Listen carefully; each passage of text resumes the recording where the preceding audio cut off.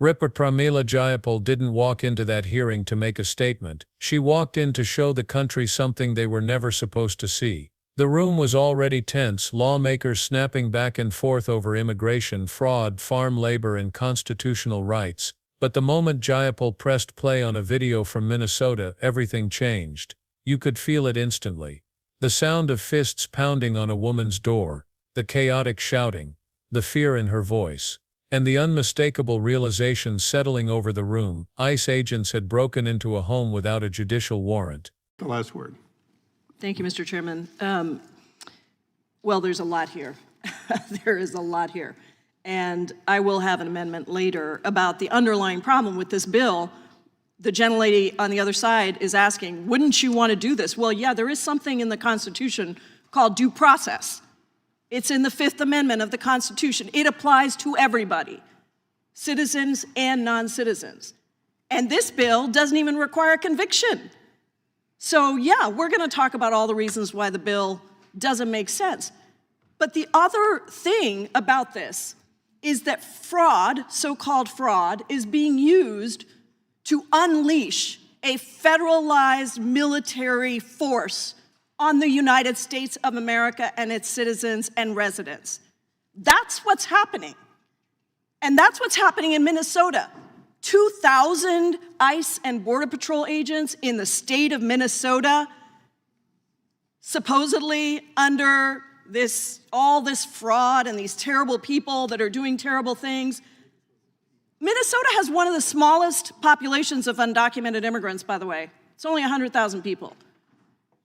And most of the people that are in Minnesota are US citizens, 60% born in the United States. Green card holders, people who are here because the United States of America is supposed to be a nation of immigrants. And what is happening right now in Minnesota is stunning to me. And I wish that Chairman Jordan were here in the room because we have worked very closely on issues of civil liberties, privacy, protections.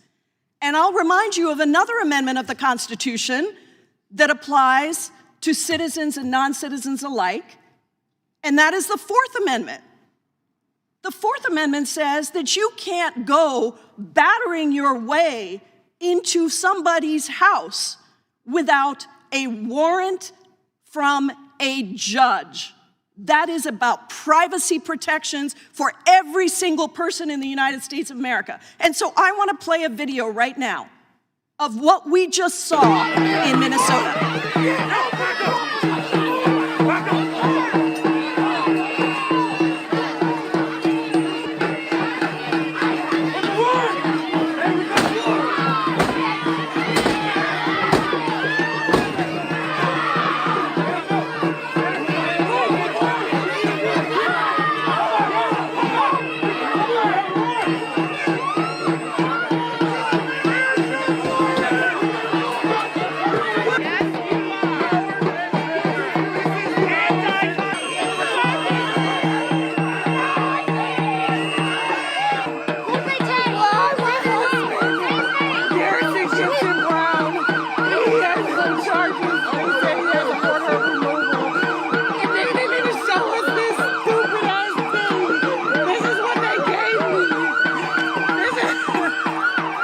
You can end the video, and I will tell you that it is horrific. I would encourage everybody to watch the whole thing.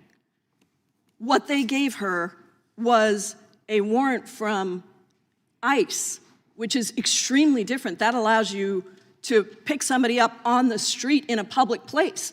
It does not allow you to bash somebody's door in.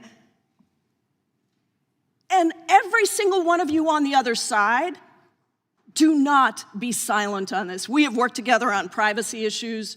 We have protected in a bipartisan way, sometimes against our own leaderships, on those issues. This is the Fourth Amendment of the United States Constitution. And the Judiciary Committee should be looking at this. Do you want to give absolute impunity to these ICE agents, these Border Patrol agents, to use fraud, to use anything that they say, to go after your constituents, to bash in the doors of your constituents without a warrant? Does anybody on that side want to stand up and defend that? Does anybody want to stand up and defend going against the Fourth Amendment of the Constitution of the United States? Because that is what you saw. You can look at that video, you can look at that paper that was presented to that woman. The general lady. And that paper was not, you have your time, you can claim it now, that paper was not a warrant the gentle lady's that time allowed has expired. Anyone to the bash gentle in lady's the doors. Time has expired. And that is why I hope that this committee will take this Does anyone up else seek in a recognition? serious way. I yield back. Okay, I see no one else seeking recognition. Do you have an amendment, as I understand? Oh, I'm sorry. The gentleman from California is recognized next to strike the last one. Mr. Chairman, first I remind Jayapal wasn't just talking about constitutional violations, she was showing them frame by frame. That's where this story begins, with a congresswoman staring her colleagues dead in the eye and asking the question none of them wanted to answer. Do you want to give absolute impunity to federal agents to bash your constituents' doors in without a warrant? For a moment the room was silent. And that silence said more than any speech that came before it. But Jayapal didn't start the day at DEFCON 1. She didn't walk in breathing fire. That escalation came from the hearing itself, from hours of claims, counterclaims, and political theater that pushed the debate to its breaking point. Before she took control of the room, it was Rep. Zoe Lofgren laying down the first warning signs. Lofgren's words were calm, almost clinical at first, as she explained why she opposed the new immigration measure on the table. She pointed out that people who commit crimes are already removable under existing law. There was no ambiguity in her argument. This new bill went far beyond prosecuting wrongdoing. It opened the door to sweeping removals based only on accusations, not convictions. And in her district, where a majority of farm workers are undocumented and most have lived in the country for more than a decade, that kind of enforcement wasn't just unnecessary, it was dangerous. She described what was happening back home. Fields in Central California where crops were literally rotting because farm workers were too afraid to show up. Families withdrawing from public life. Agricultural employers who supported bipartisan reform that Congress had already passed twice, now watching their livelihoods collapse under aggressive enforcement. The Farm Workforce Modernization Act, she reminded everyone, wasn't a fringe idea. It streamlined the H-2A program, expanded access for industries like dairy, and offered undocumented farm workers a pathway to legal status through certified agricultural worker visas. Farmers supported it. The United Farm Workers Union supported it. Republicans and Democrats had supported it. But instead of taking up that bill again, she said Congress was considering a measure that would aggravate an already very serious problem. That was her turning point. Lofgren wasn't just arguing policy anymore. She shifted to oversight. The thing she said the committee wasn't talking about. The thing they desperately needed to. She mentioned the killing of a mother in Minnesota. A deeply upsetting case that had spread across the country. And she didn't stop there. She said she'd been watching videos of ICE agents going door to door, breaking into homes without warrants. She imagined what her Republican colleagues would do if it were gun owners having their doors kicked in by federal agents. Would you be concerned about the Fourth Amendment? I think you would be.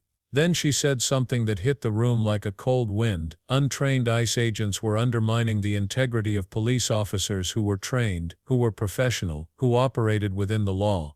That was the heart of her point. The Constitution doesn't bend depending on which community is being targeted. When she yielded back, the temperature in the room was already rising, and the Republicans were ready to fire back. Rep. Harriet Hageman from Wyoming didn't waste a second. She came out swinging with a tone that felt like a snap of a whip. She read the summary of the bill aloud and said she could not imagine why anybody in their right mind would oppose it. Her focus was narrow and intense fraud. People who commit fraud should be deported, immediately. No hesitation, no nuance. She contrasted fraud with legal gun ownership and said the two couldn't be compared, no matter how Democrats tried. In her view, Democrats didn't care about farmers. If they did, she said, they would have spent the last 2 decades working to reduce regulatory burdens instead of increasing them. She accused Democrats of destroying agriculture through taxes, diesel restrictions, and policy after policy that made it harder for ranchers and farmers to survive. And then she turned to Minnesota. Fraud schemes, welfare statistics, daycare centers. Her claims were harsh, sweeping, and delivered with absolute certainty.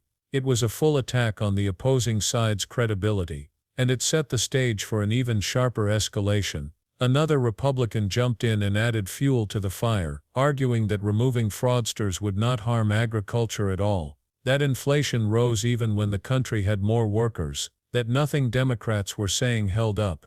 Hageman doubled down again: daycare fraud, welfare, Somali community claims. It was a barrage, non-stop, hammering the same message: Democrats were ignoring fraud. But underneath all that noise, the tension shifted back toward Minnesota, back toward the raids, back toward the core conflict that was coming. That's when Jayapal spoke. She began quietly, almost measured. "There's a lot here," she said, and she was right.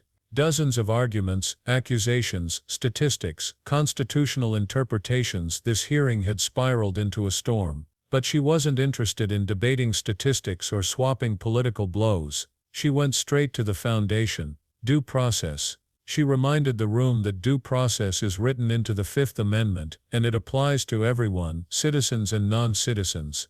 And the bill under debate didn't require a conviction, not even a judicial finding. It allowed removals simply based on an admission or an allegation. That alone, she said, made the bill unconstitutional. Then she made a larger point, one the Republicans didn't want to touch. Fraud was being used as a justification not just for policy, but for unleashing a federalized military force on communities across the country. She referenced Minnesota directly: 2,000 ICE and Border Patrol agents deployed under the claim of fighting fraud. A state with one of the smallest undocumented immigrant populations, a community mostly filled with U.S. citizens and green card holders.